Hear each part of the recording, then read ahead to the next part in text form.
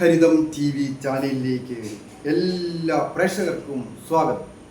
ഇന്ന് വിചിന്തനം ചെയ്യുന്നത് 2026 ജൂലൈ മാസ ഫലം. തുലാം രാശിക്കാരായിരിക്കുന്ന ചിത്തിരജ്യോതി വിശാഖം നക്ഷത്രക്കാരുടെ ഫലമാണ് പറയുന്നത്. ഈ നക്ഷത്രക്കാരെ സംബന്ധിക്കുന്നിടത്തോളം വളരെ അധികം നേട്ടങ്ങളൊക്കെ വന്നു ചേരുവാൻ യോഗമുള്ള ഒരു മാസമാണ്.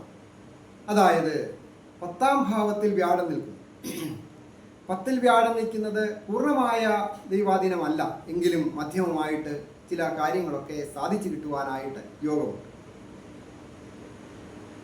കൂടെ ഭാഗ്യാധിപനുമുണ്ട്. അത് തൊഴിൽ സ്ഥാനമാണല്ലോ. തൊഴിൽ സ്ഥാനത്ത് വിദ്യയുടെ കാരകനായിരിക്കുന്ന ബുധനും അതുപോലെ തന്നെ കലയുടെ കാരകനായിരിക്കുന്ന ശുക്രനും ഒക്കെ സ്ഥിതി ചെയ്യുന്ന ഈ സമയം വളരെയധികം നേട്ടങ്ങൾ വന്നു ചെയ്യും.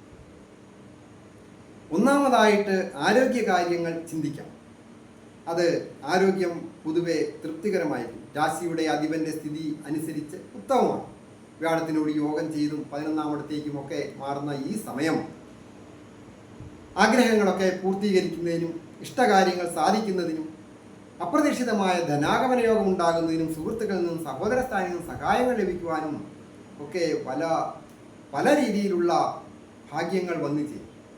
ഗൃഹസംബന്ധമായിട്ടും വാഹന സംബന്ധമായിട്ടും ഒക്കെ പൊതുവെ നല്ല ഒരു മാസമാണ്. വിദ്യാർത്ഥികളായിരിക്കുന്നവർക്ക് വിജയങ്ങൾ വന്നു ചെയ്യും. ടെസ്റ്റുകളൊക്കെ എഴുതുന്ന പാസ്സാകുവാൻ സ്വന്തം നാട് വിട്ടുമൊക്കെ ടെസ്റ്റുകൾ എഴുതുന്നവർക്കൊക്കെ അനുകൂലമാണ്. പ്രതിഭാസ്ഥാനത്ത് വിദേശത്തെയൊക്കെ സൂചിപ്പിക്കുന്ന അല്ലെങ്കിൽ രാഹു നിൽക്കുന്നത് ഇംഗ്ലീഷ്, കണക്ക്, സയൻസ് പോലെയുള്ള വിഷയങ്ങളിലൊക്കെ ടെസ്റ്റുകൾ എഴുതുന്നവരും പഠിക്കുന്നവർക്കുമൊക്കെ ഈ മാസം പൊതുവെ അനുകൂലമായിരിക്കുന്ന സമയം. പ്രണയിക്കുന്നവർക്ക് പ്രണയഭംഗമുണ്ടാകാം. ഏതെങ്കിലും തരത്തിൽ അപമാനങ്ങളോ അവിഖ്യാതികളോ വന്നു പെടാതെ വളരെ ശ്രദ്ധിക്കണം. അതായത് ഒരു കാര്യവും ഇല്ല എങ്കിൽ പോലും ശത്രുക്കളായിട്ടുള്ളവർ കിംവദന്തികൾ ഉണ്ടാക്കുക. ശത്രുക്കൾ വർദ്ധിക്കാതെയും നോക്കണം. വാക്കുകൊണ്ടും പ്രവൃത്തി കൊണ്ടും അധിക ദേഷ്യമൊന്നും ഉണ്ടാകാതെ ശ്രദ്ധിക്കുകയും സാഹസികമായ രീതിയിൽ മറ്റുള്ളവരുടെ കാര്യത്തിൽ ഇടപെടാതിരിക്കുകയും ചെയ്യണം. വാഹനം കൈകാര്യം ചെയ്യുന്നവരും അസമയത്തെ യാത്രകൾ ഒഴിവാക്കുകയും സാഹസികമായ രീതിയിൽ വാഹനം കൈകാര്യം ചെയ്യുവാൻ പാടില്ല. ദമ്പതികളായിട്ടുള്ളവർക്ക് പൊതുവെ ഐശ്വര്യപൂർണമായ കാലം. എന്നിരുന്നാലും ദേഷ്യമൊക്കെ നിയന്ത്രിക്കേണ്ടതാണ്. ഉല്ലാസയാത്ര പോകുന്നതിനോ പുണ്യസ്ഥലങ്ങൾ സന്ദർശിക്കുന്നതിനുമൊക്കെ യോഗമുണ്ട്. അധിക കടബാധ്യതകളൊന്നും സൂചകമല്ല. കടങ്ങളൊക്കെ പൊതുവെ വീടി വരുന്നതിനുള്ള യോഗമുണ്ട്. അതായത് നഷ്ടസ്ഥാനാധിപൻ അവിടെ ഇഷ്ടഭാവത്തിൽ ഉച്ചത്തിൽ നിൽക്കുന്ന സമയമാണ്. അപ്പോൾ പഠിച്ച വിദ്യയ്ക്കനുസരിച്ചൊക്കെ ജോലിക്ക് പ്രമോഷൻ കിട്ടുകയോ സ്വന്തമായിട്ട് തൊഴിലുകൾ ചെയ്യുന്നവർക്ക് പെട്ടെന്ന് അപ്രതീക്ഷിതമായ ആഗമന യോഗവും ഒക്കെ ഉണ്ടാകുന്ന ഒരു സമയം. മെഡിക്കൽ രംഗങ്ങളിൽ ജോലി ചെയ്യുന്നവരായാലും IT മേഖലകളിൽ ജോലി ചെയ്യുന്നവർക്കും ഒക്കെ പുരോഗതികൾ ഉണ്ടാകും. അധ്യാപകര് അതുപോലെ തന്നെ മറ്റ് ഗവൺമെൻറ് സർക്കാർ ജീവനക്കാരായിരിക്കുന്നവർക്കും പുരോഗതികൾ സൂചകം.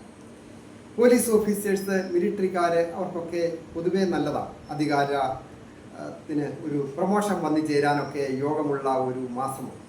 തൊഴിൽ സ്ഥാനം അതുപോലെ ക്ലിയർ ആയിട്ട് നിൽക്കുന്നു. തൊഴിൽ പ്രൊമോഷനുമായി അടിസ്ഥാനപ്പെടുത്തിയുള്ള ഇൻ്റർവ്യൂവിൽ അതുപോലെ തന്നെ ടെസ്റ്റുകളൊക്കെ പാസ്സാകുവാനായിട്ട് യോഗമുണ്ട്. ഒരു വാഹന സംബന്ധമായ ജോലികളൊക്കെ ചെയ്യുന്നവർ, മെക്കാനിക്കൽ ഡിപ്പാർട്ട്മെൻറ്റ് ജോലി ചെയ്യുന്നവരായാലും ഓട്ടോറിക്ഷക്കാരായാലും അതുമല്ല ഇനി ട്രാവലിംഗ് ഏജൻസി നടത്തുന്നവർക്കും ഒക്കെ പല രീതിയിൽ ഡ്രൈവിംഗ് ജോലി ചെയ്യുന്നവർക്കും വാഹന സംബന്ധമായിട്ടൊക്കെ വരുമാനം വർദ്ധിക്കുവാനായിട്ട് സൂചനയുണ്ട്. ആർക്കിടെക്റ്റേഴ്സ്, ഇൻറ്റീരിയർ ഡിസൈനേഴ്സ്, എക്സ്റ്റീരിയർ ഡിസൈനേഴ്സ് അങ്ങനെയുള്ള ജോലിക്കാർക്കും പുരോഗതികൾ വന്നു ചേരുവാൻ യോഗമുണ്ട്. അങ്ങനെ നോക്കുമ്പോൾ സ്വന്തമായ ജോലികളൊക്കെ ചെയ്യുന്നവർക്കും ബിസിനസ്സുകൾ ചെയ്യുന്നവർക്കും ഒക്കെ ഒരു സാമ്പത്തിക നേട്ടം ഉണ്ടാകുവാൻ ധനസ്ഥാനത്തിൻ്റെ അധിപനായിരിക്കുന്ന ചൊവ്വ ധനസ്ഥാനത്തേക്ക് ദൃഷ്ടി ചെയ്യുന്നു. അത് നല്ലതാണ്. അപ്രതീക്ഷിതമായ ധനാഗമന യോഗം ഉണ്ടാകും. കടങ്ങളൊക്കെ അതുമൂലം വീടും. വാക്ക് പാലിക്കാൻ പറ്റും. എന്നിരുന്നാലും വന്നു ചേരുന്ന ധനം വേണ്ട രീതിയിൽ വിനിയോഗിക്കുക എന്നുള്ളത് വളരെ പ്രധാനമാണ്. ഒരു കാരണവശാലും യാതൊരുവിധ അനാവശ്യ ചിലവുകളും വരാതെ ശ്രദ്ധിക്കുക. അനാവശ്യമായിട്ട് ചിലവാക്കാതിരിക്കുക. ആഡംബര വസ്തുക്കൾക്ക് വേണ്ടിയിട്ട് ചിലവഴിക്കാതിരിക്കുക. പിന്നീട് വരുന്ന ഒരു അധികമായ ഏതെങ്കിലും തരത്തിലുള്ള ധനം വരവ് കുറഞ്ഞാലും അത് മുൻപോട്ട് സന്തോഷകരമായി ജീവിക്കുവാനായിട്ട് ഉപകരിക്കും. അധിക രോഗാവസ്ഥകളൊന്നും സൂചകമല്ല, എങ്കിലും ഭക്ഷണ കാര്യങ്ങളിലൊക്കെ വളരെ ശ്രദ്ധ വേണം. അഭക്ഷ്യ വസ്തുക്കളുടെ ഉപയോഗം പാടില്ല, പ്രത്യേകിച്ച് ലഹരി പദാർത്ഥങ്ങൾ ഉപയോഗിക്കുവാൻ പാടില്ല. ധാരാളം ആൾക്കാർ അങ്ങനെയൊക്കെ കുഴപ്പത്തിലൊക്കെ ചെന്ന് ചാടുന്നതായിട്ട് കണ്ടുവരുന്നുണ്ടല്ലോ. അപ്പോൾ ഒരു കാരണവശാലും ലഹരി പദാർത്ഥങ്ങൾ ഉപയോഗിക്കുവാൻ പാടില്ലാത്ത ഒരു സമയമാണ് ഈ സമയം എന്നല്ല, മുൻപോട്ടും അത് വളരെ ശ്രദ്ധിക്കേണ്ടതാണ്. കൃഷി കാര്യങ്ങളിൽ ഏർപ്പെട്ടിരിക്കുന്നവർക്കും വളരെ ഐശ്വര്യപ്രദമാണ്. സന്തോഷകരമായ ഒരു കുടുംബജീവിതം നയിക്കുവാൻ വളരെ യോഗമുള്ള ഒരു മാസം. അതായത് കുടുംബത്തെ സൂചിപ്പിക്കുന്ന 4-ാം ഭാവത്തിലേക്ക് പ്രബല ഗ്രഹങ്ങൾ, നൈസർഗിക ശുഭഗ്രഹങ്ങൾ ദൃഷ്ടി ചെയ്യുന്നു എന്നുള്ളത് വളരെ ഐശ്വര്യപ്രദമാണ്. ഏറ്റവും പ്രധാനമായിട്ട് ദേവീക്ഷേത്ര ദർശനം നടത്തി പ്രാർത്ഥിക്കുക. അതുപോലെ തന്നെ ശ്രീകൃഷ്ണ സ്വാമി ക്ഷേത്ര ദർശനം നടത്തുന്നതും ഉത്തമമാണ്.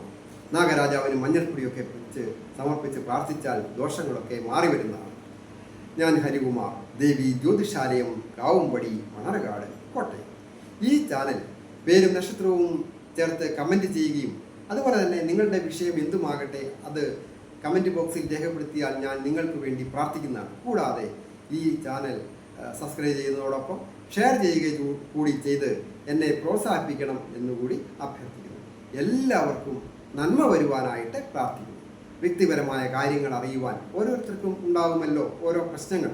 അത് വ്യക്തിപരമായ രീതിയിൽ ജാതകം നോക്കുന്നതിനും കവടിയാൽ നോക്കുന്നതിനുമൊക്കെ നേരിട്ട് വരുന്നതിനുമൊക്കെ അവസരമുണ്ട്. എല്ലാവർക്കും മംഗളാശംസ.